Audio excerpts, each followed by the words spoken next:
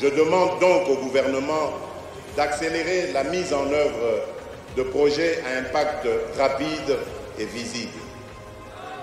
En effet, dans les secteurs de l'eau et de l'électricité, ainsi que de la santé, pour ne citer que cela, la plupart des projets en cours souffrent d'un manque de coordination et d'une faiblesse de pilotage. L'homme sera au centre de toutes vos actions dans les différents domaines de la vie.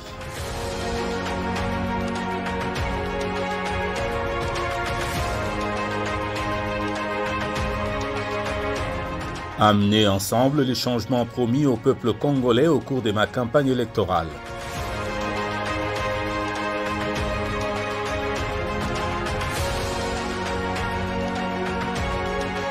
Le respect des droits humains et libertés fondamentales sera assuré. Félix Antoine Tshisekedi Tshilombo.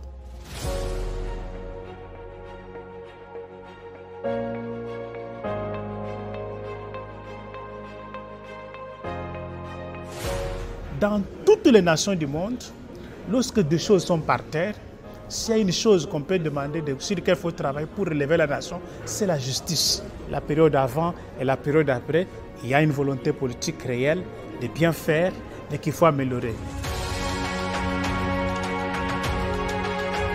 Nous ne connaissons plus cette affaire-là de voir à nos bureaux ici ou bien à l'extérieur, voir les agents de renseignement venir nous épier, ça n'existe plus. Les Congolais aujourd'hui demandent pourquoi le président fait plusieurs sorties. Il n'est pas sorti pour rien en aller simple, non. Donc les enjeux du prochain millénaire séjourneront dans notre pays et nous devons être à la hauteur. À la faveur de toutes ces missions avec son Excellence Monsieur le Président de la République, des portes nous ont été ouvertes parce que nous nous sommes appuyés sur sa caution morale pour que les gens nous disent « on peut vous recevoir » parce que le Président de la République fait de la question de la promotion des investissements et du climat des affaires parmi les chevaux de bataille les plus importants. C'est seulement dans les mandats de son Excellence Félix Antoine Tshisekedi Tshilombo que les grands gestionnaires sont traqués. Il a donné à la liberté à l'inspection générale des finances d'atteindre ces niveaux-là parce que les antivaleurs étaient vraiment un niveau inqualifiable. Hier, les jeunes étaient tués par le simple fait qu'ils étaient en conflit avec la loi.